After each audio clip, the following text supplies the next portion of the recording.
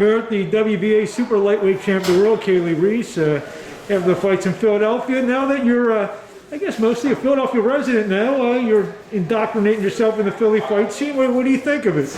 It's amazing. This is a reason why I even wanted to train here. So it's actually really surreal to be here tonight with a live crowd. It was like, it almost feels normal tonight, so I was appreciative of that. Well, I guess one of the last live crowds that you were at, you actually were in the ring in Florida in November. You won your world title.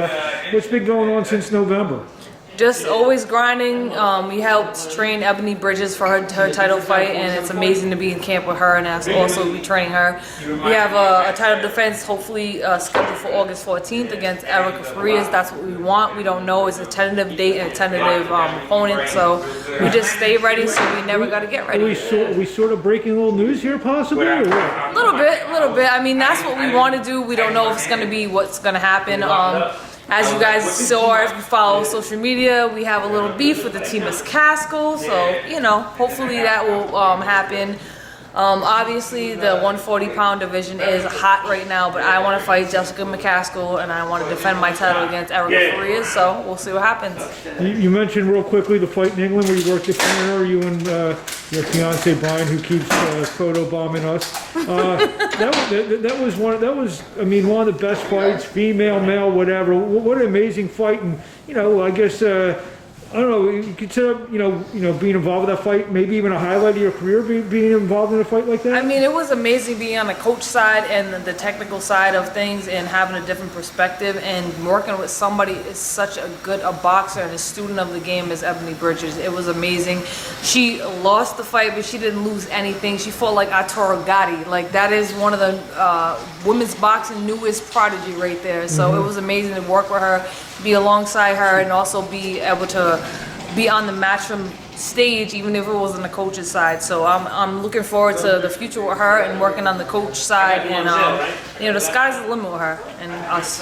You mentioned with McCaskill, another fight that was just announced today for Las Vegas. Chantel Cameron against Melissa Hernandez is going to be in Las Vegas. That's a fight that could interest you, the winner down the road. Is that possible? Absolutely, man. Hopefully I'll be at the fight in Las Vegas. Las Vegas, look out. Kaylee's I'm coming. Hopefully I'll be at the fight in Las Vegas. Melissa Hernandez is one of the reasons I even started following women's boxing when I first started going pro. She was one of the favorite fighters I had. Her style, everything. Chantel Cameron, she's a great boxer. She's in my weight class. She has the WBC 140-pound title right now, so she's one of the hot topics that we have right now. We have mutual respect for one another, and it would be great. I love fighting good fighters, and I would love to fight Chantel Cameron. Right now she got Melissa Hernandez in front of her, so if she can get past her, we'll see what happens. It's going to be a great fight, ridiculous. One of the things since I've interviewed a lot of female fighters over the past year is the depth. We just mentioned 3 or 4 potential opponents for you just off the top of your head. A few years ago, it wasn't like that, I mean, how does it feel now that a lot of these divisions now, you can, go 6, 7, 8, 10 fighters deep in terms of quality matchups?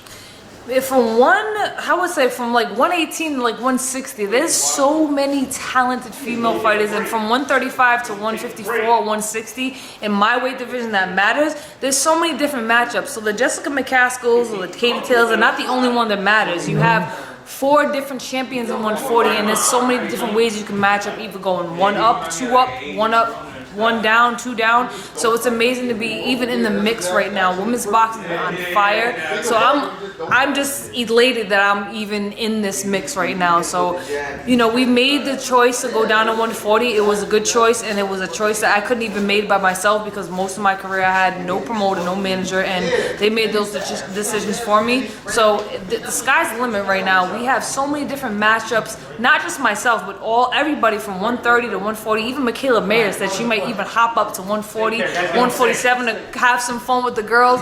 I love good fights. I want to fight good fighters, and I love when other fighters are willing to fight good fighters. That what styles makes fights, and we want to see the champions fight the champions. So it's a good time for women's boxing. And you mentioned, moving up, moving down. I mean, being that you're a world champion, I would imagine the preference is to defend your belt. Yeah, of course. But if something's at 47 or something like that, the phone rings tomorrow. Listen, I will vacate my WBA 140 title to fight Jessica McCaskill to take all them belts. I will do whatever I gotta do to keep busy, keep relevant, and keep my name relevant. I'm here. I ain't going nowhere. My career has just got another jump start. So let's go, man. Well, we just saw you win the title. What I call you, the female James Toney? Is that what James Toney and Pernell Whitaker is what you guys referencing me to. So I think I did pretty well with a 15-month layoff and fighting in a division I've never fought in for a world title.